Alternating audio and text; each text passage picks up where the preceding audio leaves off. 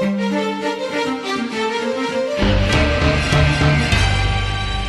bueno, siempre es un gusto ver un poco, primero escucharte y recordarte, como siempre te he escuchado como presentadora académica y ahora desde, como decimos, esta capacidad que han tenido, muy importante, de generar información para que las políticas, ¿no?, que se toman en Argentina y concretamente en el Ministerio del Trabajo tengan un fundamento. Dos preguntas tendría yo para nomás empezar a debatir.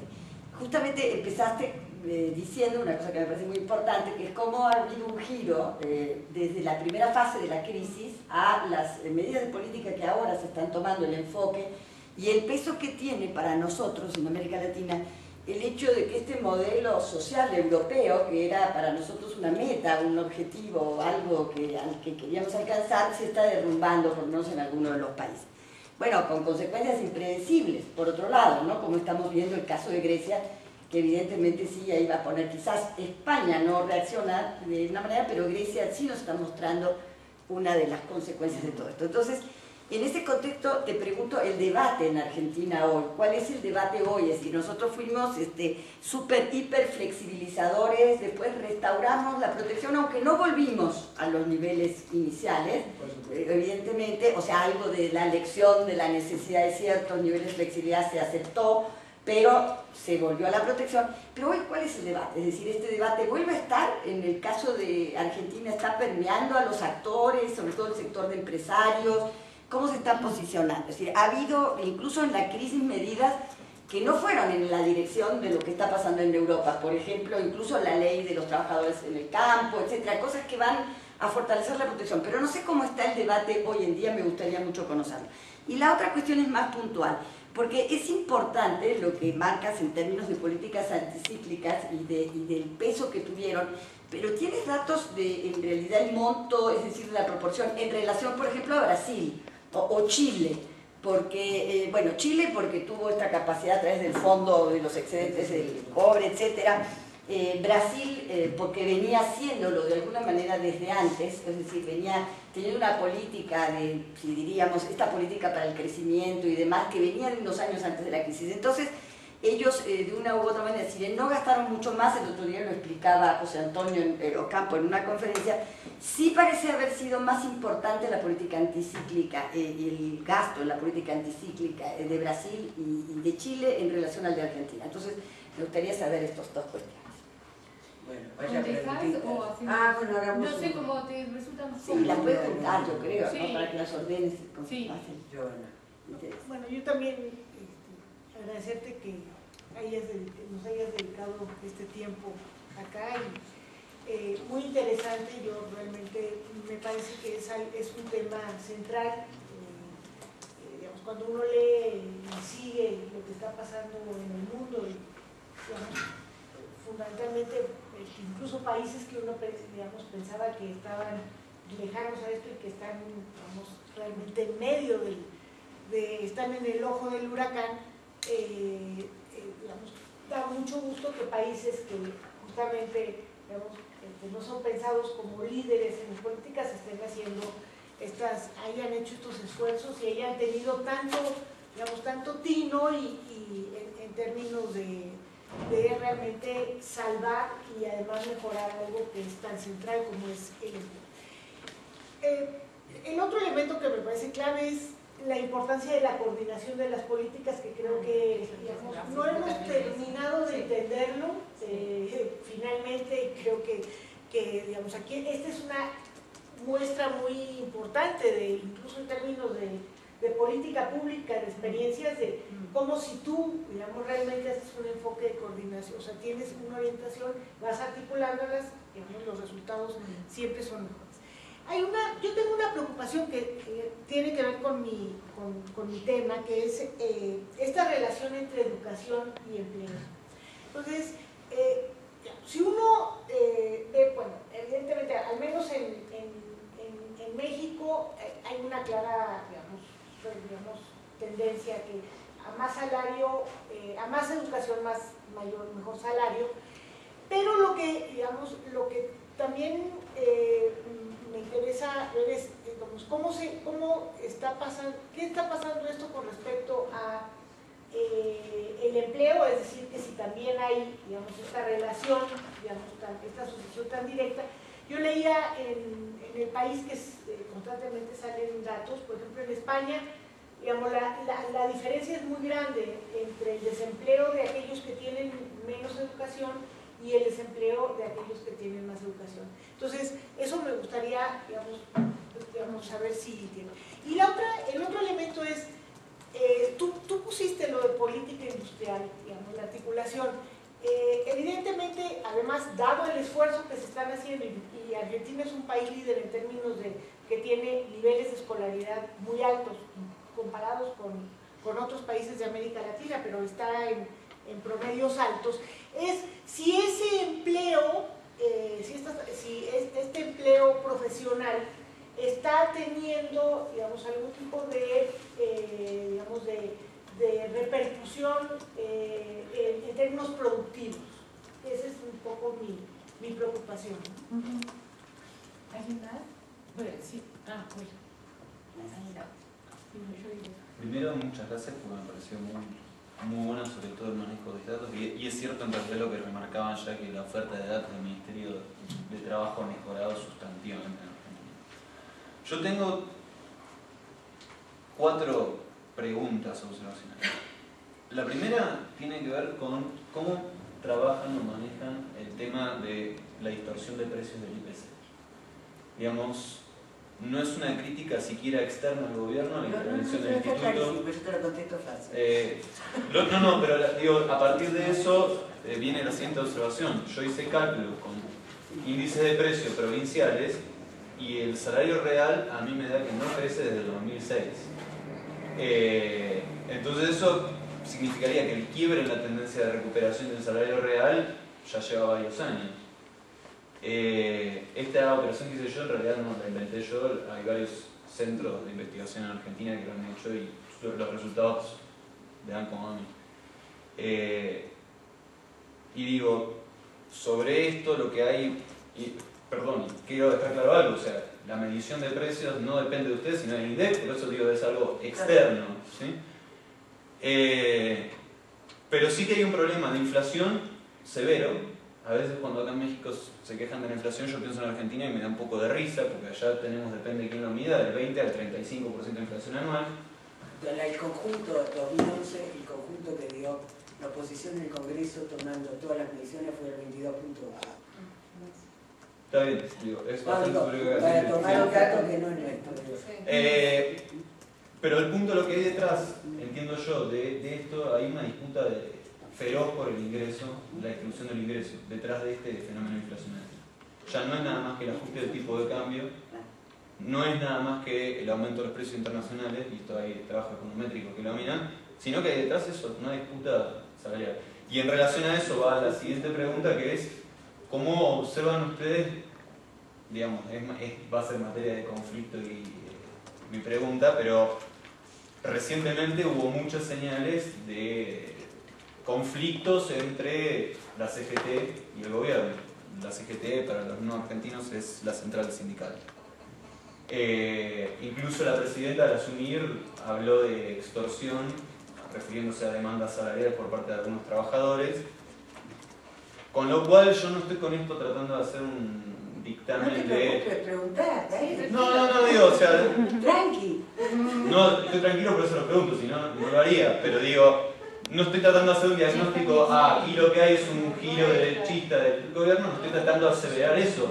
Pero sí que hay un alejamiento y de vuelta, es otro quiebre en relación a lo que se venía diciendo. Entonces, ¿cómo observan, ven esto en relación a las políticas? Sobre todo, digamos, la discusión política de por qué lo hace el gobierno, creo que queda fuera del análisis, o por lo menos no puede estar completamente.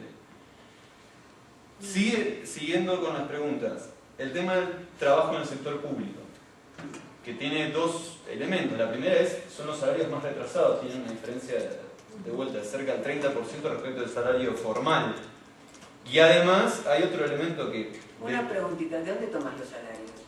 Los salarios los tomo del dato que ofrecen mismo la serie del Ministerio de Trabajo. De ahí tomo el salario. De ahí tomo el salario y lo deflacto con precios. Lo publicaba Senda hasta hace mucho. Sí, la de 7 provincias. Sí. Pero digo, más allá de la cuantía exacta de la diferencia, sí hay una diferencia y es significativa, pero y además hay un fenómeno, y esto ya a nivel hasta de vivencia particular, de incremento en el trabajo precario dentro del propio Estado. Entonces, una pregunta también es si esto lo están mirando y si hay una política en relación a esto, ¿no? Y la última observación, pregunta, genera duda, me parece también que es muy buena la observación de pensar en integrar las políticas y coordinarlas, no solo las políticas laborales o sociales, sino las macro. Y sobre ese punto tengo como dos dudas. La primera es, también he visto... Estaba en la quinta, quiero aclarar. Pero vamos, es la inflación, ¿no? Es la inflación. Tiene una tendencia exponencial a la inflación. Digamos, sí hay muchos estudios que marcan que las pymes han tenido un rol centralísimo en la generación de empleo. Depende del sector, no necesariamente son el primer segmento, pero sí han tenido un rol muy central. Ahora bien, también hay muchísimos estudios que marcan que las pymes tienen un nivel de productividad terriblemente menor al de otras grandes empresas, lejanamente menor. Y por lo tanto las condiciones de empleo en muchos casos están condicionadas por esa baja productividad. La pregunta entonces sería si es que hay alguna política o se piensa alguna política en relación a ese segmento, porque digo, marca una limitante en las posibilidades de mejorar el empleo, siendo que la absorción está en ese segmento. Y bueno, la cortaré porque si no, si está como insoportable. Perdón y gracias. Te va a hacer capítulo completo de la Sí. Sigamos, No, deja, pará. Ay, no, déjame preguntarte una cosa que es una cosa chiquitita que tiene que ver, pero en estas evaluaciones que hicieron de políticas, que me parecen muy interesantes porque realmente uno se está debatiendo siempre de hacer evaluación de los impactos en todas las políticas públicas y generalmente no se hacen, sobre todo yo creo que acá en economía y en las políticas científicas no hay ninguna evaluación. Pero me parece muy importante ver en estas evaluaciones, una, cómo influye el sector, ¿no? Porque eso tiene que ver con las pymes, ¿no? Porque en ciertas formas hay sectores de desarrollo de proveedores que son muy importantes por lo que arrastran. Y después, otra cosa que me parece importante es cómo estas evaluaciones dan elementos para políticas selectivas, ¿no? Que se pueden adoptar en el futuro, ¿no? Es decir, y hasta qué punto hay capacidad de incorporar esas políticas selectivas para remodelar, ¿no? y evaluar en la aplicabilidad. Era eso. No sé si hay alguien más. Estamos. Después haremos una segunda ronda. A ver, empiezo por orden con Graciela. A ver, un poco...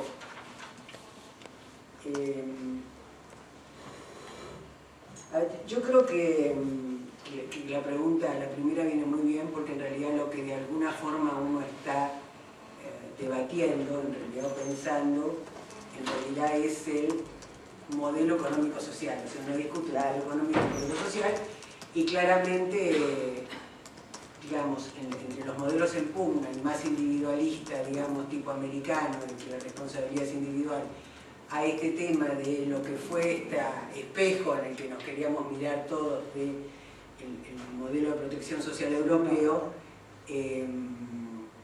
digamos, Europa empieza con la crisis de su propio modelo económico-social, ya en los 2000, digamos, la conferencia de Lisboa intenta, incluso plantea cómo competir con Estados Unidos cuando los modelos económicos sociales son tan distintos, y Europa, todo un grupo, reivindica mucho el tema de la defensa del modelo económico social. Entonces, sobre esto, digamos, uno puede decir que el modelo económico-social de América Latina, con todas sus adaptaciones críticas, fue básicamente un modelo híbrido, nunca llegamos.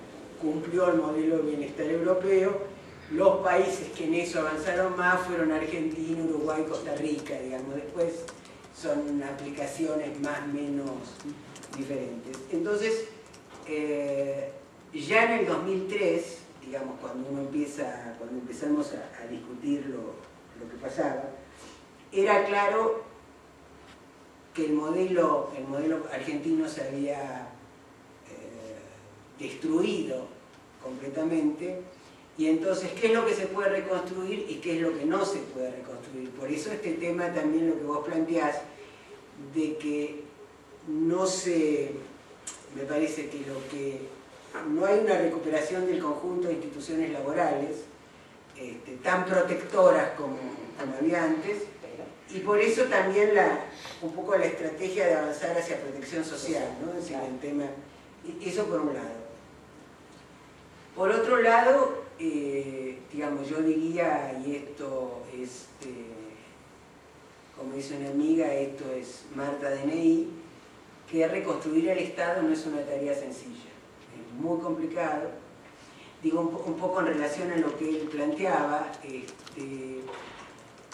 en el año 2003, en el Ministerio de Trabajo, digamos, después te puedo dar datos más generales, pero en el año 2003, el 15%, entre el 15 y el 18% era personal de planta, y todo el resto era a partir de la construcción de un Estado paralelo que se había armado con los proyectos de Naciones Unidas y todo ese tipo de cosas, era casi un 80%. Ahora es exactamente al revés. Entre planta permanente hubo concursos, hay nuevos concursos este año, y toda la gente, Diego es un ejemplo, que está en planta transitoria. Esto significa, y esto fue una política general, que tienen todos los elementos de la protección social, o sea, jubilación, vacaciones, obra social, etc. Lo que no se puede, porque hay una limitación del Estado, que el Estado no puede tener puesto permanente si no es por concurso. Entonces lo que se establece son lo que se llama planta transitoria, que es algo que hagas alguna metida pata grande, sigue. Y esto fue, porque, digo, un poco contestándote una de tus preguntas, esto es al revés de lo que una de las críticas que se recibe. Dice, bueno, pero el Estado aumentó su empleo. Gran parte de ese crecimiento del empleo es porque el empleo público aumentó. En realidad lo que se hizo fue, se regularizó el empleo público, de una forma muy impresionante. Después te lo desarrollo un poco más. Pero, entonces, hay también una política fuerte de mejora. El debate, como Graciela, vos sos finalmente argentina de origen, el debate siempre se politiza. Entonces, no es que hay un debate real sobre qué hacer y un debate serio sobre, entonces, por ejemplo, ahora hay una política de cierta reducción de subsidios o de disminución de subsidios. Desde el año 2003, 2004, hubo una política de subsidio a transportes, a electricidad, luz, bueno, electricidad y luz eran más caras, que las boletas eran subsidiadas. Ahora se trata de reducir, sobre todo los sectores más altos, y de dejar los subsidios solo para algunos sectores. Bueno, el acabose. Entonces hay un debate de aquellos que dicen, bueno, entonces ya no hay, ya volvemos a las políticas focalizadas y no a las políticas universales, cuando en realidad lo que, a partir de que hubo un crecimiento brutal, primero, toda política tiene que ser flexible y adaptarse a los diferentes momentos. Entonces lo que hay es adaptarse, la verdad, digo, yo misma cuando recibía la cuenta de la luz decía, no puede ser que a mí me estén subsidiando, es absurdo. Bueno, entonces, siempre los debates tienen una cosa más política. Claramente, a raíz de esto, y de esto que veníamos hablando de ajustar un poco de distintas maneras, ¿qué quiere decir? A ver, un poco se los dije al empezar. ¿Cómo es tu nombre? Francisco. Francisco. El tema es, con una inflación que según los cálculos, digo otros economistas un poco menos, pero aún tomando la inflación que da la oposición, que es del 22.8%, los salarios reales aumentaron un 30%. Los salarios, salarios nominales aumentaron un 30%. Quiere decir que ganaron, y hay cosas muy, muy interesantes, porque Nosotros hemos hecho hace poco, a raíz de todo este debate, algunos estudios sector por sector. Entonces, cuánto era lo que había establecido el convenio colectivo y cuánto era el salario real, en el sentido cuánto era lo efectivamente pagado, y ahí hay diferencias muy fuertes, porque los sindicatos tienen estrategias diferentes, salen y dicen negocié por el 23 y después hacen otra serie de cosas y ponen algunos no remunerativos en remunerativos y tenés aumento. O sea, 2010 y 2011, lo puedo buscar acá y tener algunos datos, el salario real de los trabajadores privados registrados aumentó. El único que perdió un poquito menos de un punto es el salario del sector público, en el 2011. Entonces, la pugna salarial es un tema complejo en el sentido que efectivamente hay una decisión de pasar a una sintonía fina, que es bajar un poco porque hubo una fuerte recuperación, y también para establecer algún tipo de relación entre salarios nominales e inflación, digamos, porque los aumentos salariales generan expectativas diferentes en materia inflacionaria. Y además hay empresarios que no les importa aumentar porque después lo trasladan en los precios. Entonces, digo, algún tipo de regulación ahí hay que establecer. Pero lo que muchas veces, a ver, un poco el otro día debatiendo es, si le fue tan bien en estos años en la puja distributiva, ¿no? Y en temas salariales, ¿por qué cambiar de táctica? Digamos, un poco como pregunta, digo, si a los actores realmente le fue muy bien. Hay un montón de actores un poco en esto de convenios que negocian y traen el convenio para que se homologue en el ministerio, o sea, donde no hay casi ninguna posibilidad de intervención real, no hay instrumentos. Entonces,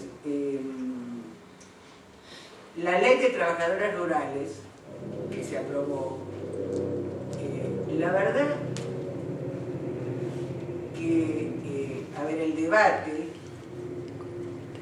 es un escándalo, digamos. Ahora hay un interventor en lo que era el Registro Nacional de Trabajadores Rurales y afines, con una superestructura maravillosa. Yo fui el otro día a la reunión de directorio y dijeron, vamos a hacer la reunión de gabinete acá, para dar 9.000 beneficiarios de desempleo. Un escándalo en el que estaban empleadores y trabajadores, ¿no? Porque el sindicato de trabajadores rurales y todas las asociaciones empresarias rurales. Entonces siempre está entre la norma y la realidad, digo, cómo entrar ahí. Yo creo que el debate es pobre, te diría Graciela, no hay un debate sobre el modelo económico-social. Cuando la oposición plantea el año pasado el 82% móvil, era solo para que se vete, ¿no? Digo, entonces, bueno, acá en México no es muy diferente, digamos, el juego de lo político domina sobre cualquier otro. Pero la idea de recortar, la idea de flexibilizar, de no cargar, no hay flexibilidad ni de recortar. No, esto no se discute, digamos. Eso es lo que quería saber. Digo, porque Está no fuera de debate, absolutamente. Nada. Lo único que está en discusión es, si querés, y en esto hay alguna cosa de articulación también, es trabajar industria con economía y nosotros, tratando de analizar un poco por sector y tratando de ver rentabilidades, productividades, salarios, digo, y ver, digo, tratar de llevar algo de racionalidad a la negociación, ¿no? Claro. En materia de políticas anticíclicas, yo no voy a tener tiempo, pero después te lo busco, porque tengo el cuadrito con los datos. Okay.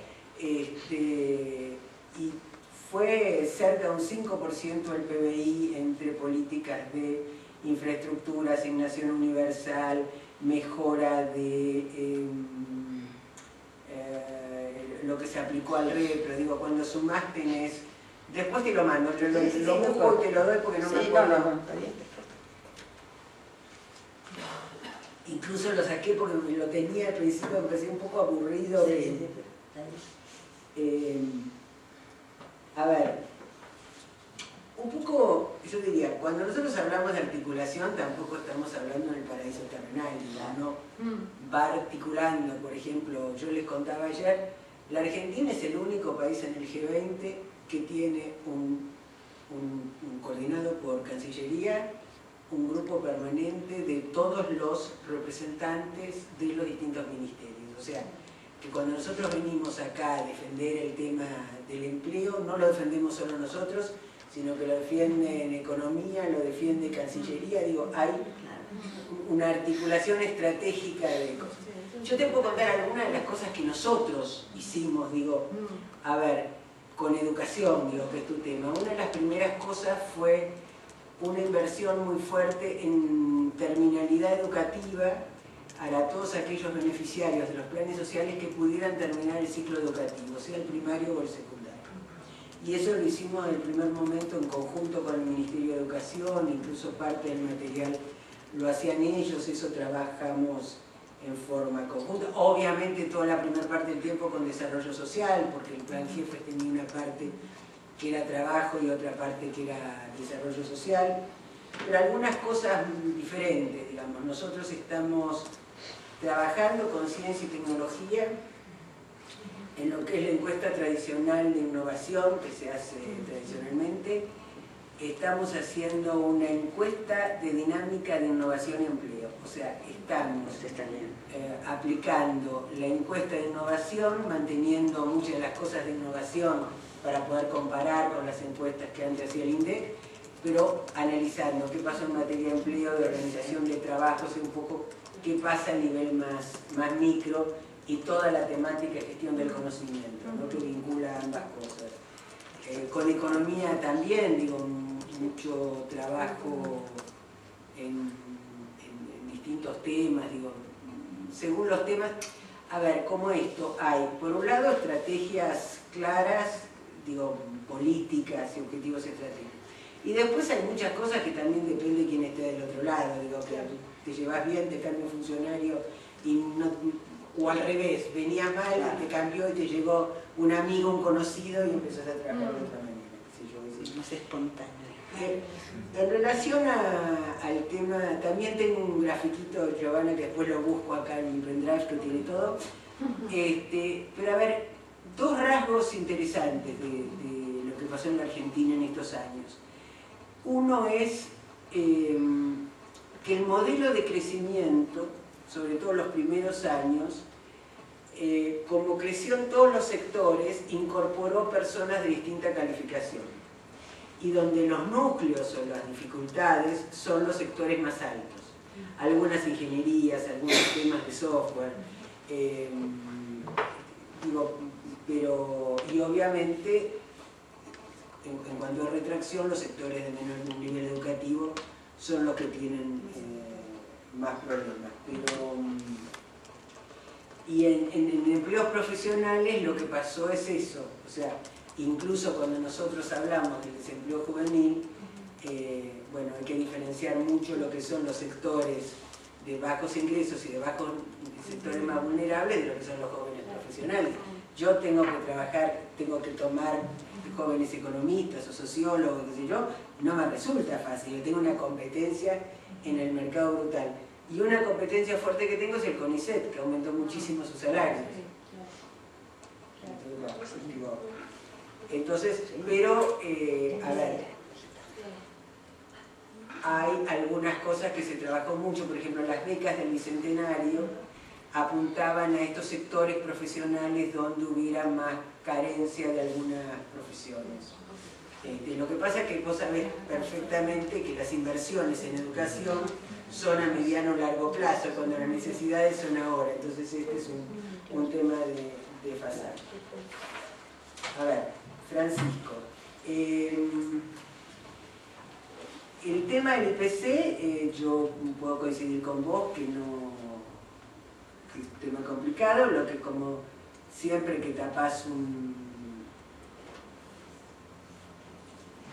caño, el agua sale por otro lado, ¿no? Entonces, bueno, lo que hacía el Senda de los indicadores de las 7 provincias que mantuvieron la metodología de medición es una herramienta para tomar nuestros datos de salario real, y nuestros datos son tomando el CIPA y tomando promedio, lo que nosotros llamamos salario conformado de convenio, que es nosotros tenemos una serie, y si mirás los datos del Ministerio de Bienestar, salario conformado es lo que sería el salario básico convenio más todos los adicionales que le corresponden al trabajador por eso el hecho de trabajar.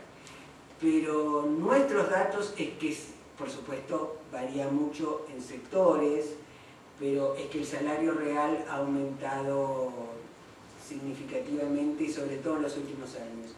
Primero hubo mucho tema de recuperación y ahora hay. Y lo que vos decís con respecto a diferencia por empresas es cierto. Vos analizás algunos sectores, por ejemplo, me acuerdo ahora aceites, y es un sector que 7 empresas que tienen un porcentaje importante del empleo tienen sus promedios salariales un 20 o 30% por arriba de lo que fija el convenio, y a las pymes tienen todas las dificultades para acceder. Entonces, tenés los índices privados, que nosotros los jugamos internamente. En todos los casos, cualquiera sea el índice que tomes, el salario real aumentó. Y los trabajadores lo reconocen. Es clarísimo. Se te complica un poco más el problema con los trabajadores informales, que si bien tuvieron un aumento, ahí vos tenés todavía problemas de jornada, problemas de no cumplimiento de las normas. El trabajo doméstico es uno de los más complicados, y a pesar de que mejoró relativamente la protección social, es un sector muy postergado y los salarios son bajos. Yo creo que el conflicto, que no es entre la CGT y el gobierno, sino entre el secretario general de la CGT y el gobierno o algunos grupos, tiene que ver con una puja de poder, que más de poder sindical es, bueno, de vuelta, es quién manda. Y el sindicalismo, la verdad que recibió mucho en estos años, en el sentido que, digo, por pelea y por decisión política, pero también hay un momento que cuando el contexto cambia, también tenés que cambiar las políticas y ver cómo ajustás. O sea, el criterio nuestro de todos los trabajos es cuál es el nivel salarial para que no disminuya la distribución del ingreso, o sea, que mejore un poquito, pero que no se deteriore, ¿no? Esto es claramente una consigna política para todos lados. Yo lo que creo en materia de sector público es este tema que te decía, creo que hubo una política más de desprecarización que de precarización. En este sentido, que no son trabajadores, no son contratos por tiempo indeterminado, que no se pueden hacer, pero son contratos de tiempo precario. Digo, todo lo que eran esos contratos de monotributistas y todo ese tipo de cosas disminuyó de una forma brutal. Ahora, yo estoy haciendo un estudio, no sé, de una encuesta de protección social que me va a llevar 2 años, son otro tipo de contratos, ¿sí? Pero no es personal. El tema de las pymes es un tema correcto lo que voy a decir. Las pymes son siempre las mayores generadoras de empleo, y es un tema, por un lado, no necesariamente que por ser pymes tienen menor productividad, pero el problema de las pymes es que también, a ver, el conjunto de la economía argentina o el conjunto del sistema productivo argentino tiene algunas dificultades en materia de innovación. Es decir, si nosotros pensamos que el crecimiento, el desarrollo que necesita la Argentina es mejorar el tema de la innovación, y no solo lo que son los sectores de alta tecnología como bio, nanotecnología o software. En software se han hecho desarrollos muy importantes, sino en todo el tejido productivo, y ahí tenemos problemas. Porque el mapa PYME, que era una encuesta que se hacía a todas las pymes trimestralmente en todo el país, da que el conjunto de empresas innovadoras de las pymes que hayan innovado en producto, en proceso, son el 13%. Entonces, no es porque las grandes sean muchísimo más innovadoras, pero quiere decir que el tema de la innovación todavía para un desarrollo es importante. Y obviamente, por eso te decía que en estos estudios salariales nosotros analizamos qué es lo que están pagando las empresas chicas de las grandes, por diferencia. Y por supuesto, en materia de políticas, yo creo que hay políticas, por supuesto no son suficientes, no sé tampoco qué seguimiento hay en el tema de las pymes. Creo que ahí todavía estamos un poquito débiles. Yo creo que hay algunas estrategias fuertes de desarrollo de proveedores locales, que esto podría arrastrar mucho a las pymes. Lo que pasa es que esto tiene una dificultad, porque cuando destruiste gran parte de los proveedores y ahora tenés que rearmarlos, no es una tarea sencilla.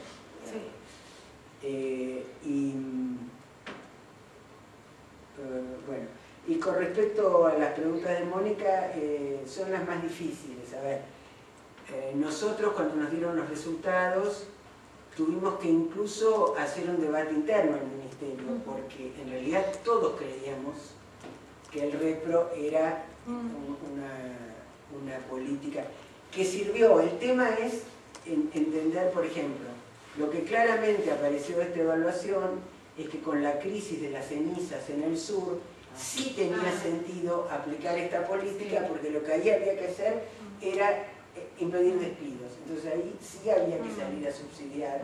Digamos, lo que claramente nos queda es que es una política que hay que aplicarla muy específicamente y muy coyunturalmente, porque en temas más estratégicos la creación de empleo es más débil.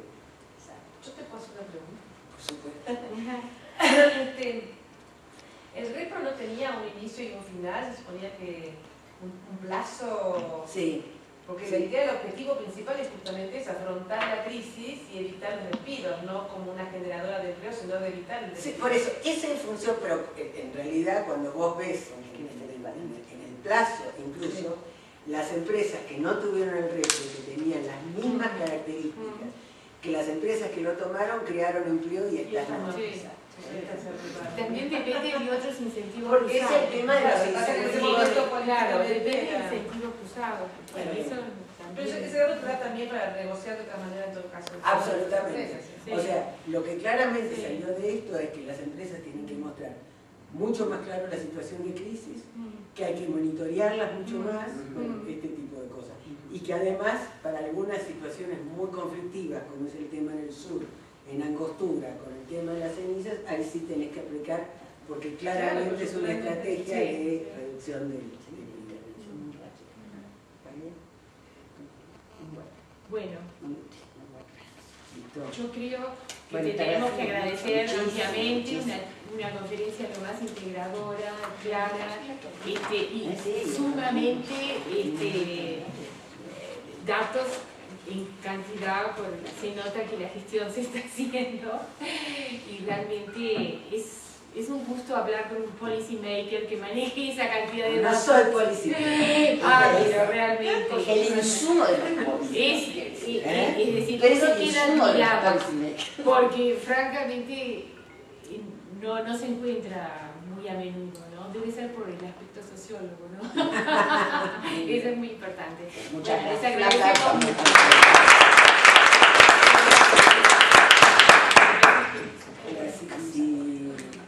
Si me esperan un cachito, trato de ver los datos que me